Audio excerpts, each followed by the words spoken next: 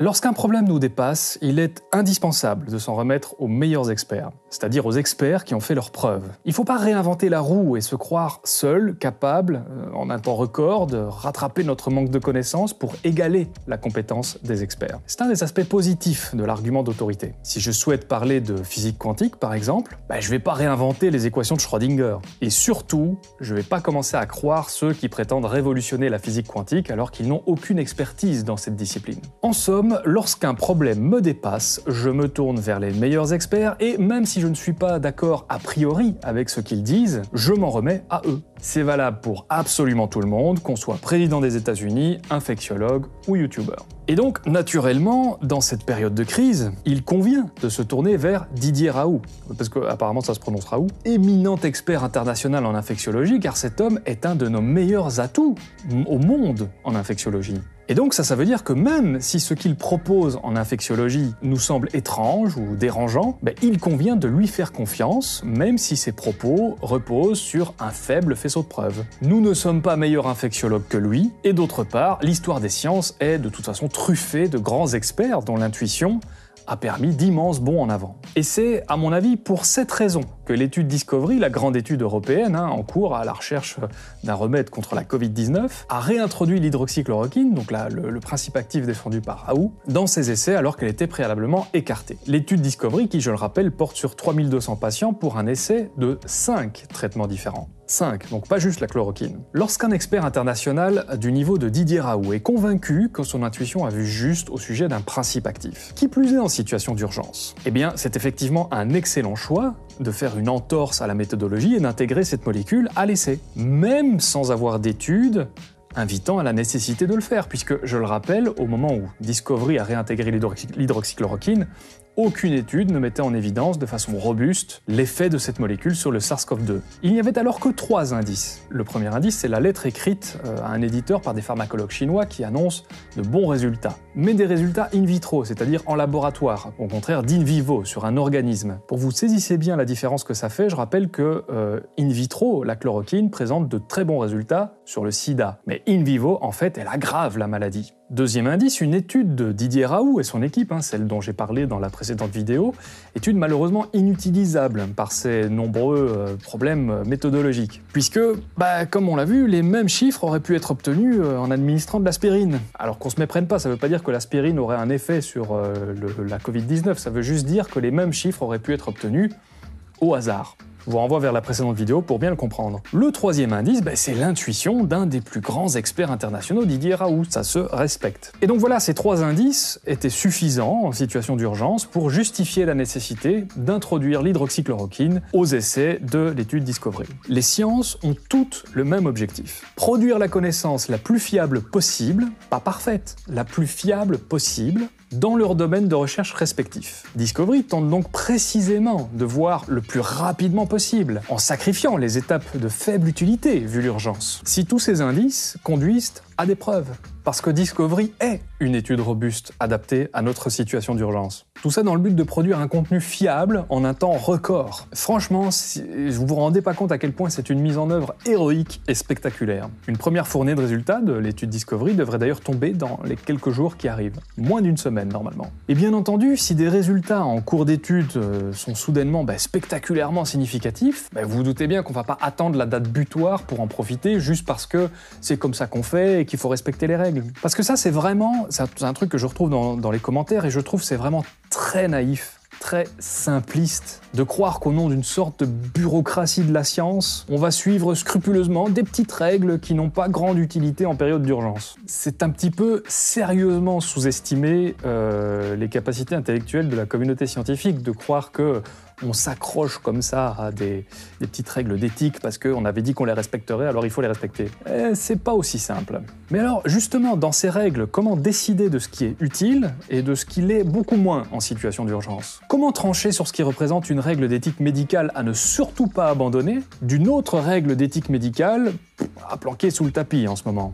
Justement, pour ça aussi, il existe des experts. Et le domaine de ces experts, c'est la philosophie des sciences. l'épistémologie, les questions qui tournent autour de la façon dont on fait de la science, de la façon dont on produit de la connaissance. Grâce, entre autres, à l'histoire des sciences, qui n'en est pas à sa première épidémie, eh bien, ces gens sont les mieux placés pour nous dire ce que l'on peut sacrifier et ce qu'il ne faut surtout pas sacrifier dans la méthodologie. Donc, je vous répète ce que j'ai dit en introduction, qui que je sois, lorsqu'un problème me dépasse, je me tourne vers les meilleurs experts et même si je ne suis pas d'accord a priori avec ce qu'ils disent, je m'en remets à eux. Alors maintenant, posons-nous une question. Si tout est si simple, pourquoi est-ce qu'il y a un débat autour du professeur Didier Raoult ? Didier Raoult, c'est un infectiologue qui, en 2019, a signé en moyenne pas loin d'un article scientifique tous les 2 jours. C'est énorme. Et donc, il lui est reproché d'avoir à son actif un grand nombre de publications et de citations dans d'autres articles, qu'il doit en fait principalement à sa position de directeur de l'IHU Méditerranée Infection. Ou, pour le dire plus crûment, il lui est reproché de faire apparaître son nom sur de très nombreuses publications par copinage. En gros, il co-signerait un petit peu trop les études de son équipe et de ses copains. De même, il userait un peu trop de ses liens avec certaines revues pour faciliter le processus de publication et de révision par les pairs, etc. Alors, c'est pas bien grave, c'est même compréhensible sous certains aspects parce que tout le monde profite un peu de ses réseaux pour se donner un peu plus de chance. Et en plus, fondamentalement, ça n'enlève rien à sa qualité d'expert. Il a fait de très grandes découvertes qui ont effectivement révolutionné le monde de la microbiologie. Mais ça invite quand même à un petit peu de prudence et de recul quand on parle de son nombre spectaculaire de publications. Si vous voulez, il ne s'agit pas d'un génie seul dans son labo qui sort un papier tous les 2 jours. Donc cette image-là, il faut un petit peu la calmer. Didier Raoult, c'est un homme qui annonce lui-même être un des plus grands experts au monde et le prouve avec un site, Expertscape, un site dans lequel il est classé numéro 1. Chez nous, il y a une évaluation de ce qu'est les experts. Alors je vais vous montrer, par exemple, le site le plus simple d'utilisation, qui est un site international, c'est pas à nous, pour identifier ce qu'est un expert. Donc vous tapez sur Google, sur Internet, Expertscape, on appuie sur Show Expert, et Show Expert, vous savez qui est Show Expert, et donc je suis désolé, mais je suis le premier expert. Le problème, c'est que c'est un site dont le responsable explique que l'algorithme de calcul de l'expertise est basé en grande partie sur le nombre de publications et de citations. Alors, ça n'enlève toujours rien à la qualité d'expert de Raoult, qui a véritablement publié plusieurs études révolutionnaires en infectiologie, comme je le disais, mais peut-être qu'utiliser Expertscape pour le mettre en avant, c'est du coup pas le meilleur argument, puisque ce site s'appuie en grande partie sur le nombre de publications et qu'on a vu que ce nombre était un petit peu gonflé par les manœuvres de Raoult. Didier Raoult, c'est aussi un homme qui publie un livre de 90 pages sur la Covid-19, à peine 1 mois après le début de la crise, mais qui annonce en même temps qu'il n'a pas le temps de faire des publications scientifiques en respectant la méthodologie classique, à cause de l'urgence. Alors, je suis pas à sa place, je sais pas comment il a produit ce bouquin, ni comment il organise son agenda, ni ce qu'il aurait à répondre à cette interrogation, mais à ce stade, j'ai envie de dire, soyons prudents. Alors, qu'on se comprenne bien, être prudent, ça veut pas dire n'agissons pas. Et ça veut pas dire non plus ne lui faisons pas confiance. Être prudent, ça veut dire attention, ne prenons pas tout pour acquis. Il y a des zones d'ombre à éclaircir et le temps va inévitablement apporter des réponses qu'il faut être prêt à recevoir. C'est-à-dire qu'il faut se mettre dans une disposition d'esprit où ce que nous croyons peut être faux.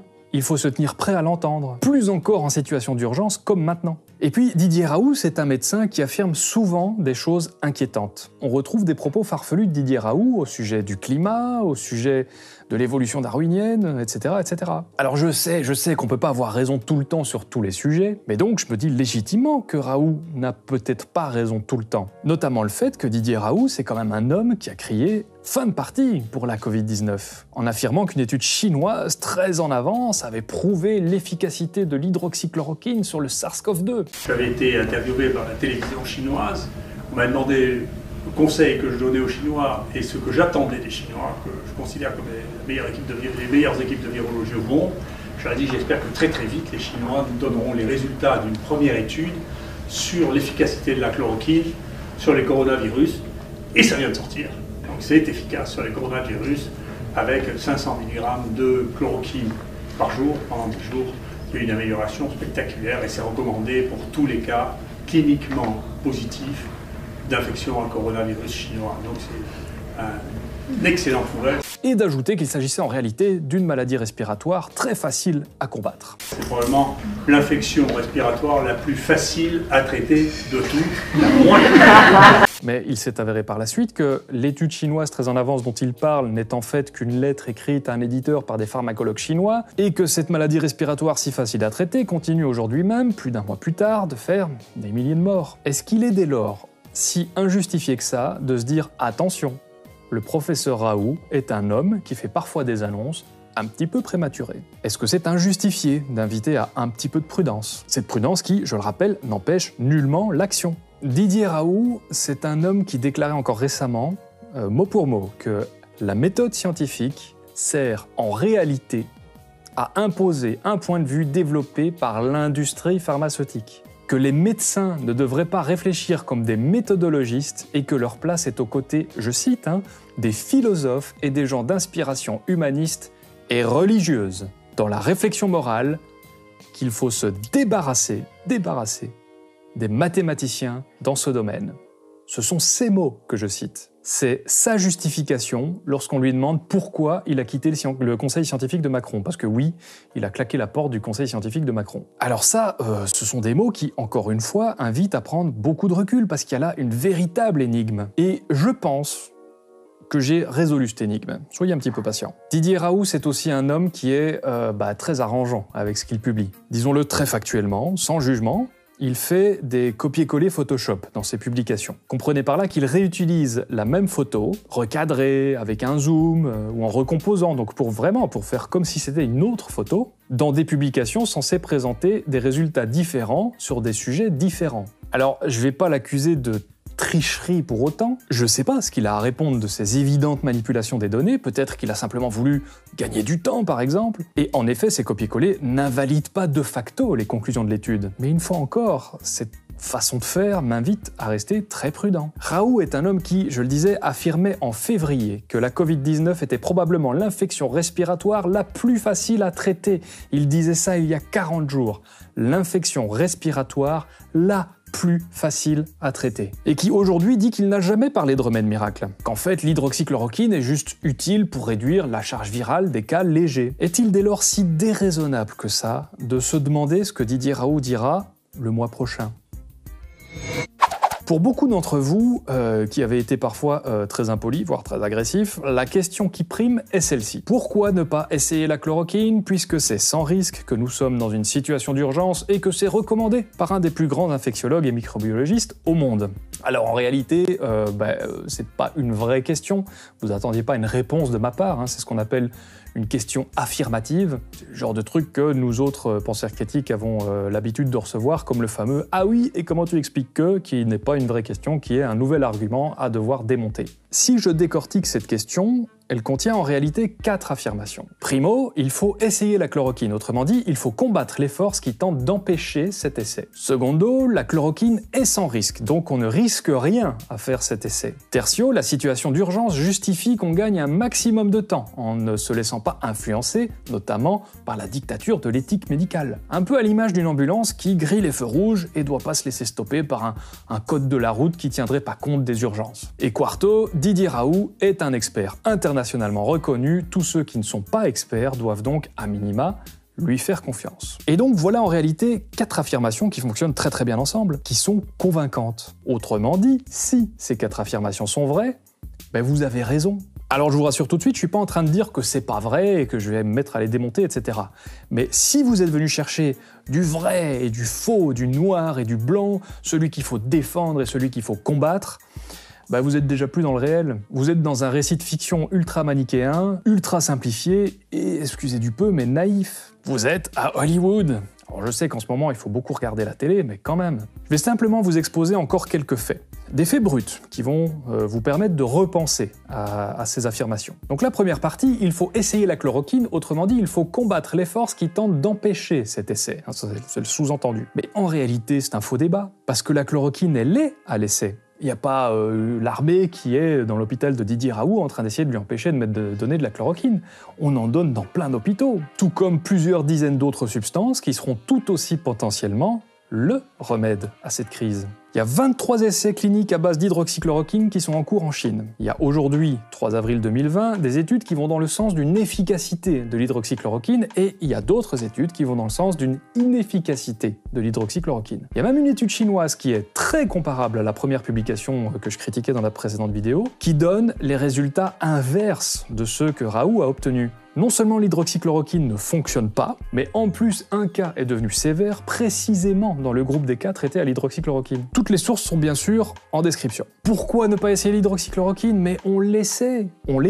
Cette idée qu'on laisserait mourir les gens pour respecter le protocole, excusez-moi, mais c'est une ânerie sans nom, c'est complètement faux. Deuxième partie de l'affirmation, la chloroquine est sans risque, donc on ne risque rien à faire cet essai. Alors je vais commencer par une anecdote personnelle qui n'a rien de scientifique. J'ai eu la chance de me rendre à Kinshasa pour un long séjour, il y a pas mal d'années maintenant. Et donc j'ai dû prendre de l'hydroxychloroquine qu'on retrouve dans le médicament antipaludisme qui s'appelle Nivaquine. Il se trouve que pour moi, et vraiment ça ne tient qu'à moi, jusqu'à aujourd'hui ce médicament est facilement dans mon top 3 des médocs que j'ai dû prendre et qui m'ont rendu le plus malade. Je passais littéralement 2 heures sur mon lit à avoir la nausée après les prises quotidiennes de doses. Alors c'est qu'une anecdote personnelle, ça vaut pas grand chose, mais comprenez que quand on me présente ça comme un truc sans le moindre risque, j'ai immédiatement beaucoup de mal à le croire. Les arguments qui reposent sur le fait que ce médicament était en vente libre, c'est pas des arguments qui ont une valeur scientifique. Vous imaginez vraiment une étude qui dirait la chloroquine est sans risque, la preuve, c'est en vente libre. Est-ce que vous pensez vraiment que tout ce qui est en vente libre est sans risque? Alors, on l'a vu dans la vidéo précédente, en fait, il y a un vrai risque de fibrillation ventriculaire, autrement dit, et pour faire simple, d'arrêt cardiaque. Sanofi recommande même carrément de ne pas prendre le volant après la prise de ce médicament, ni d'utiliser de machine. Alors, ils annoncent aussi des insuffisances en tout genre, enfin bref, des effets secondaires qui sont loin, très très loin d'être anodins. Vous voyez que c'est pas de l'oscillococcinum. Et puis, il y a les risques collatéraux, qui sont précisément ceux que nous, les penseurs critiques, tentions d'éviter depuis que nous avons entendu les annonces fracassantes du professeur Raoult. Nous anticipions de l'automédication à tout va, une promotion anti-scientifique et populiste de la médecine, conduisant forcément à des excès, à des retards de prise en charge, etc., etc. Et ça n'a pas manqué. Dans l'émission Le téléphone sonne sur France Inter, Catherine Pogam, chef du service anesthésie-réanimation de l'hôpital Beaujon, rapporte que certains patients débarquent avec leur avocat pour réclamer de l'hydroxychloroquine. Des patients débarquent avec leur avocat en disant à l'hôpital ce que l'hôpital doit leur donner comme traitement. La prochaine fois que j'irai chez mon dentiste, j'utiliserai sa fraiseuse moi-même, et puis s'il veut pas, j'appellerai mon avocat. Un homme est décédé et sa femme est sous soins intensifs après que le couple, dans la soixantaine, ait ingéré du nettoyant pour aquarium qui contenait de la chloroquine. Ils ont considéré ça comme leur meilleure chance. Lundi 30 mars, Dominique Martin, le directeur général de l'ANSM, annonçait une trentaine de cas d'intoxication, dont 3 décès, dû à l'administration hors essai clinique d'hydroxychloroquine. Une autre source encore indique 10 cas en Nouvelle-Aquitaine, occupant en plus de précieux lits en soins intensifs. Le professeur Xavier Lescure, infectiologue à Bichat, annonce également que des patients refusent de participer aux essais cliniques de l'étude Discovery qui ne portent pas sur l'hydroxychloroquine, puisque je rappelle que c'est 5 traitements différents. Tous ces dégâts dont on se serait facilement passé, on les doit à une seule et unique chose, les annonces fracassantes de Didier Raoult. C'est probablement l'infection respiratoire la plus facile à traiter de tout, la moins. Ces effets, les réactions conspirationnistes, complotistes, les dommages collatéraux avaient été anticipés par les scientifiques formés à la philosophie des sciences. Je pense qu'à ce stade, la solution à l'énigme Raoult devrait commencer à vous paraître de plus en plus claire. Alors, troisième affirmation, la situation d'urgence justifie qu'on gagne un maximum de temps en ne se laissant pas influencer par la dictature de l'éthique. Un peu à l'image d'une ambulance qui grille donc les feux rouges. Tout le monde souhaite que ça marche, l'hydroxychloroquine. Ou peu importe la molécule. Mais il suffit pas d'affirmer qu'une molécule fonctionne, tout expert conçoit. Il faut encore présenter des arguments qui mettront les autres experts d'accord. Les études servent à ça, à présenter des arguments qui, entre experts, entre pairs, seront partagés et formeront le nouveau consensus afin que le plus grand nombre en profite. Parce que les débats scientifiques, je sais pas si vous le savez, mais ça se règle pas dans une pièce à qui sera le plus convaincant parce qu'il a le plus gros CV et le plus de prix et je sais pas quoi. Ça se règle à qui présentera les données reproductibles les plus fiables, point barre, qu'on soit un expert international ou un médecin de campagne. C'est donc avec beaucoup d'enthousiasme que les publications de l'équipe de Raoult sont attendues. Et le problème, c'est que c'est la déception. À chaque rendez-vous, encore récemment, Raoult nous présente de nouveaux résultats sans groupe contrôle.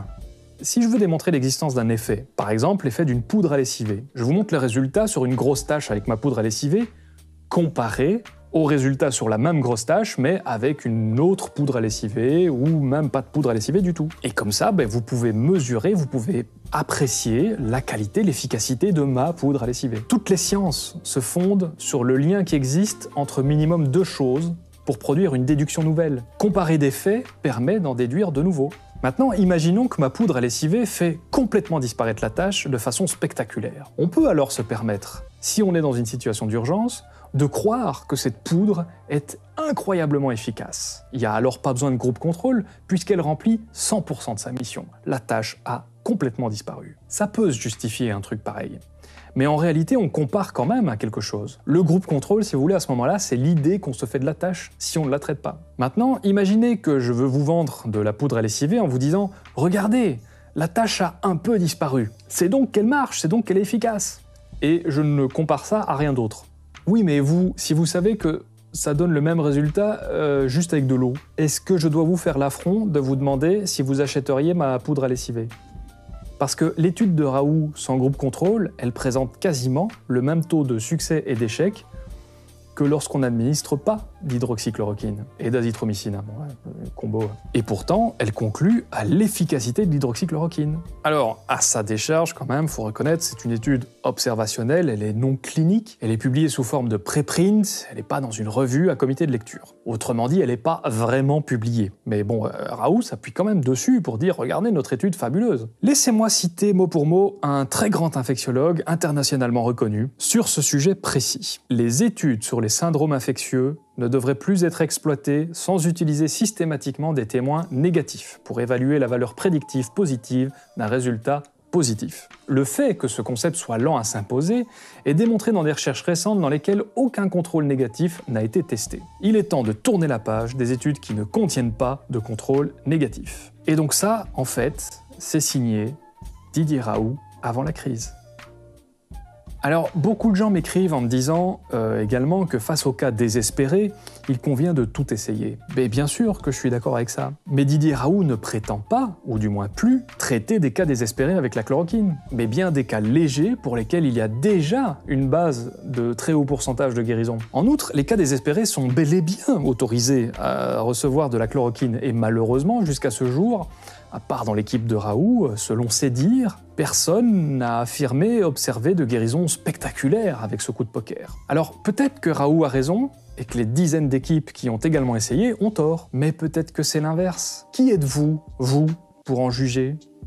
Toute une petite phrase qui me revient souvent. Alors, comment expliquer cette sévère dissonance de la part de ce grand expert international, entouré en plus de 14 excellents profils médicaux, parmi les plus grands spécialistes au monde ? Je compte pas son attaché de presse, il dit des conneries sur Twitter. Comment réconcilier ces nombreux prix prestigieux que Raoult a reçus, son CV à rallonge, son statut d'expert parmi les experts, avec toutes ces informations ? Il est temps de vous apporter la réponse à cette énigme, en tout cas ce que je pense être la réponse, en analysant la dernière partie de la question affirmative que vous me posez tous, et vous verrez qu'en fait, vous aviez la solution dans votre propre propos. Didier Raoult est un expert internationalement reconnu, tous ceux qui ne sont pas experts doivent donc, à minima, lui faire confiance. Ça, c'est la quatrième partie de votre affirmation. Alors, on va s'aider d'un autre domaine que j'affectionne particulièrement pour illustrer le problème et résoudre l'énigme. Les jeux vidéo, et plus particulièrement les jeux de rôle. Les jeux de rôle, pas les jeux de rôle comiques. On pourrait illustrer la présente vidéo comme ceci. Alors attention, tous les chiffres que je vais donner sont totalement pifométriques et ne servent que d'illustration. Dans la vidéo que vous êtes en train de regarder, qu'est-ce qu'on a ? On a Didier Raoult, un infectiologue niveau 99, qui est analysé par Samuel Buisseret, niveau 5 en infectiologie. Oui, niveau 5 quand même, parce que je vais pas négliger non plus mes petites connaissances, j'en ai quand même un petit peu. Alors évidemment, vu comme ça, je n'ai aucune compétence pour l'ouvrir sur ce sujet. Mais les rôlistes le savent bien.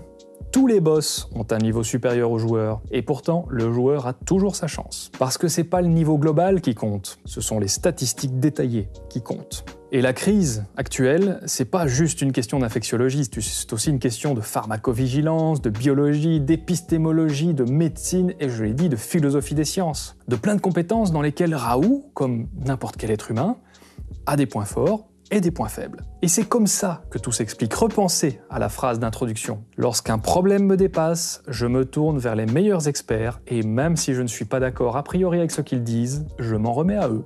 Je m'en remets à Didier Raoult pour l'infectiologie. Mais Didier Raoult s'en remet-il aux philosophes des sciences pour ce qui est de la méthodologie, qui n'est pas son domaine de compétence?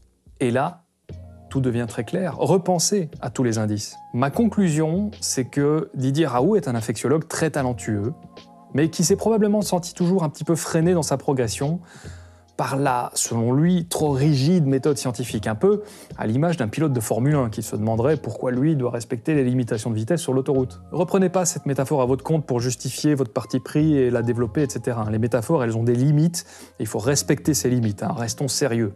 Et donc, Didier Raoult n'a pas hésité à utiliser le copinage, sa position de directeur, pour augmenter son nombre de publications et de citations. Il a joué avec les règles. Il n'a pas hésité à faire du copier-coller Photoshop pour accélérer la sortie de ses publications, à se passer de groupe contrôle, à intervertir des chiffres, à tronquer des données pour qu'elles s'alignent un petit peu sur son intuition, sur ce qu'il veut faire dire à ses études, sur le message qu'il veut faire passer. Une intuition qui est souvent juste, certes, mais principalement en infectiologie, pas en philosophie des sciences.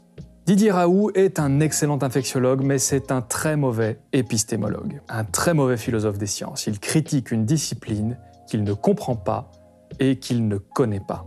Alors la plupart des gens vont répondre à ça « Oui, mais enfin, mais c'est un scientifique !»« Ah, l'imagerie populaire de l'homme de science si cher au cinéma !» Ce à quoi je dois vous répondre que, hélas, si on enseigne effectivement d'une certaine façon la méthode scientifique dans les cursus médicaux, on n'enseigne pas pourquoi ces méthodes sont utiles et indispensables. On n'est donc pas capable d'avoir une véritable expertise sur la question qui se pose aujourd'hui: que peut-on sacrifier dans l'éthique médicale en situation d'urgence, lorsqu'on n'est pas formé à la philosophie des sciences? Et donc, à mon sens, voilà pourquoi Didier Raoult pense qu'il est plus important d'administrer de la chloroquine à absolument tous les malades, au nom du serment d'Hippocrate, plutôt que de faire participer ses patients à des essais dans lesquels le malade recevra soit le remède, ce qu'il pense être le remède, la chloroquine, ou un placebo, ou pas de chloroquine, afin de pouvoir comparer les deux groupes. Voilà pourquoi Didier Raoult affirme que la médecine est un art. Parce qu'il faut, dans son esprit, savoir dépasser les règles avant tout pour soigner les malades. Et donc il ne fait pas de groupe contrôle, parce que ça reviendrait à faire un groupe dans lequel on ne soigne pas les malades. Mais lorsqu'on est compétent en philosophie des sciences, il y a une chose qu'on sait, c'est qu'il est plus important de produire de la science qui met tous les experts d'accord, le plus rapidement possible, si on veut effectivement sauver le plus grand nombre de vies. Voilà la règle éthique que combat Raoult sans l'avoir comprise. En réalité, en essayant de soigner directement les patients qui se présentent à lui, devant lui, dans son monde réel, en produisant des études qui ne comportent pas de groupe contrôle, il ne se rend pas compte qu'il empêche des guérisons. Des guérisons qui pourraient avoir lieu s'il produisait des données robustes et fiables.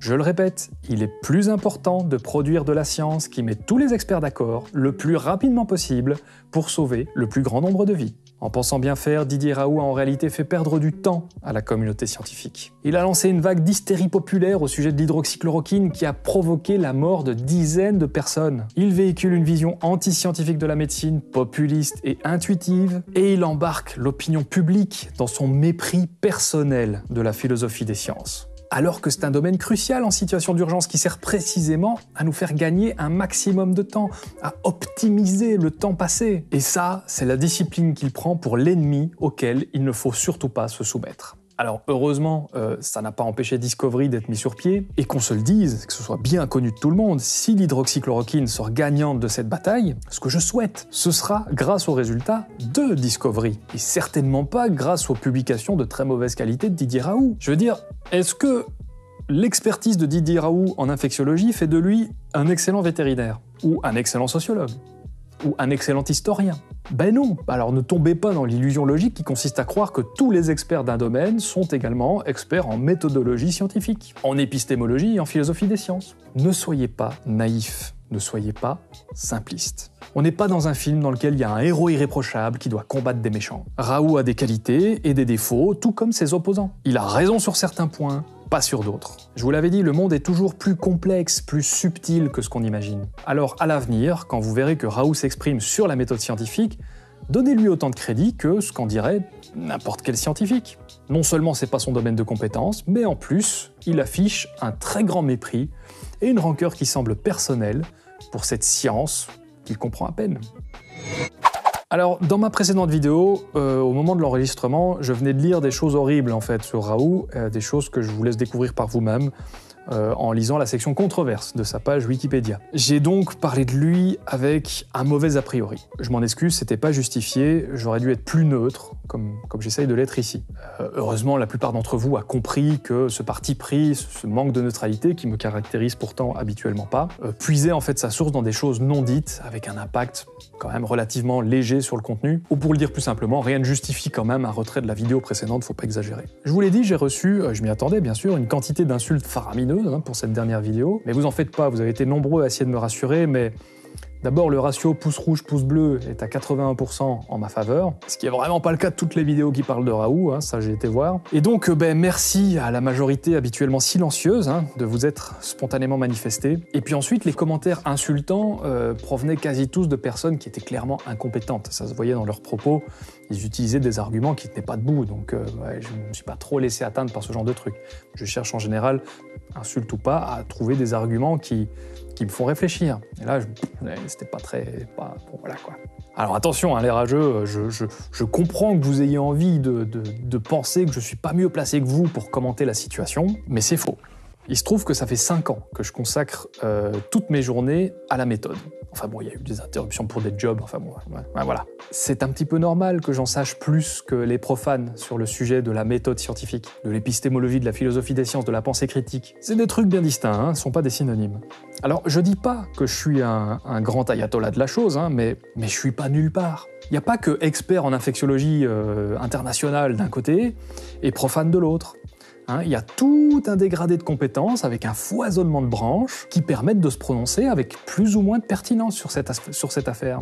Ne soyez pas simpliste. J'ai aussi reçu une quantité incroyable de félicitations et d'encouragements. J'ai pas pu répondre à tout le monde tellement il y en a. D'ailleurs, toutes mes messageries sont saturées. Je sais même plus. J'annonce à ma famille et mes amis. J'ai beaucoup de mal à vous répondre en ce moment. Et à ma grande joie, ces félicitations, ces encouragements provenaient en grande majorité de médecins, de pharmaciens, de spécialistes médicaux en tout genre. Vous vous reconnaîtrez et merci à tous. Merci aussi, faut le souligner, à tous ceux qui m'ont apporté, et c'était vraiment un élan incroyable, un soutien financier. Et si je me permets d'en parler, c'est parce que le mois passé, vous avez doublé ma cagnotte Tipeee. C'était très émouvant. Alors, vous le savez, je vis de ce travail et ce que je comprends, c'est que plus que jamais en temps de crise, vous comptiez sur les penseurs critiques pour vous donner leur vision des choses, leur façon d'appréhender l'information. Donc merci pour votre générosité, c'était incroyable. Si c'était comme ça tous les mois, je pourrais engager quelqu'un. Je désespère pas qu'on y arrive un jour d'ailleurs, mais ça, on en reparlera après le confinement, parce que j'ai peut-être un plan, mais ça dépend dans quel monde on va atterrir après le confinement. Et enfin, merci à tous ceux qui sont inquiétés pour ma femme, qui a souffert donc très probablement de la Covid-19. Elle va beaucoup mieux et j'attends à mon tour d'être sorti de la période pendant laquelle il se peut que je commence à développer des symptômes. D'après mes calculs, je pourrais me détendre aux alentours du 16 avril. Donc la petite famille va bien, je vous remercie. Si vous vous demandez qui de Raoult ou de ses contradicteurs a raison, eh bien vous avez tort. C'est la raison pour laquelle, je vous le rappelle, cette petite phrase est là. Elle n'est pas là pour me couvrir, elle est là pour vous protéger de trop me faire confiance à moi ou à n'importe qui d'autre d'ailleurs. Vous pourriez même, et ce serait presque une recommandation, la coller sur votre téléviseur et votre écran d'ordinateur. L'information, je le rappelle, va beaucoup trop vite, nous n'avons pas assez de recul. Point. La question s'arrête là pour tous les chercheurs de vérité à croire et à défendre. La seule promesse que moi je peux vous faire, c'est un petit peu celle de la science si vous voulez. Au fur et à mesure de mes publications vidéo, je corrigerai mes erreurs du mieux que je peux. Ce que je vous présente, c'est une analyse en évolution. Je vous invite aussi très sérieusement à ne pas attaquer l'individu. Raoult est actuellement la cible d'un véritable cyberharcèlement dans le camp des contres. Si vous n'aimez pas Didier Raoult, je vous invite à relativiser grâce à la vidéo de Jean-Baptiste Alexanian, qui est un psychiatre, avec qui j'ai pourtant déjà eu des petits désaccords, mais qui en l'occurrence tape vraiment dans le mille. Ne soyez pas réticents à prendre une bonne leçon, ça fait du bien, vous verrez, et en plus, je m'inclus dedans. Je finirai donc de la même façon que l'excellent article de Juliette Ferry-Danini, une docteure en philosophie et philosophe médicale, article que vous trouverez dans les sources et qui m'a véritablement apporté la pièce manquante du puzzle pour comprendre l'énigme Raoult. Elle finit en rappelant l'article 13 du Code de la déontologie médicale française. Lorsque le médecin participe à une action d'information du public de caractère éducatif et sanitaire, quel qu'en soit le moyen de diffusion, il doit ne faire état que de données confirmées, faire preuve de prudence et avoir le souci des répercussions de ses propos auprès du public. J'espère que des proches de Didier Raoult auront la décence, voire l'amitié, de lui rappeler qu'il peut tout aussi bien, in fine, inscrire son nom dans l'histoire aux côtés de ceux qui ont fait plus de tort que de bien, étant pourtant armés du meilleur CV et pétri des meilleures intentions. Quant à toi Internet, je te propose un petit exercice. Faisons un petit peu de pédagogie active. En description, vous trouverez une tribune signée par le professeur Raoult qui s'intitule « L'éthique du raisonnement contre l'éthique de la recherche ». Alors, je vous invite à le lire et à me dire en commentaire, à la lumière de ce que vous avez appris, ce que vous en pensez. Quelle est votre analyse de cet article. Et puis comme on est en confinement et qu'on a bien le temps, si vous voulez vraiment améliorer votre méthode, je vous invite à aller voir ce qu'en disent les autres une fois que vous avez mis votre texte et à vous commenter les uns les autres, à essayer de vous corriger les uns les autres. Moi je vais venir regarder tout ça et s'il y a des trucs intéressants, j'hésiterai pas à participer. Alors une dernière info et non des moindres, pour les habitués de la chaîne, nous sommes 98 000. Alors si c'est pas déjà fait, n'oubliez pas de vous abonner parce que à 100 000 abonnés, je vous réserve une petite surprise spéciale confinement que vous n'êtes pas prêts d'oublier. Soyez prudents, sans que ça signifie bien sûr être inactif, bien au contraire. Sachez trier ce que vous entendez et donc prenez bien soin de la méthode avec laquelle vous mettez des trucs sous la casquette. Courage à tous, les jours qui viennent vont être très éprouvants, on va tous atteindre les pics dans nos pays respectifs. Et bravo à tous ceux qui vont au charbon, qui vont affronter cette saloperie. Bravo à tous ceux qui vont ramasser nos poubelles, à tous ceux qui scannent nos articles en magasin. Vous êtes les piliers de nos vies, on vous aime. Et tous les autres aussi, même les rageux, on a tous besoin d'amour.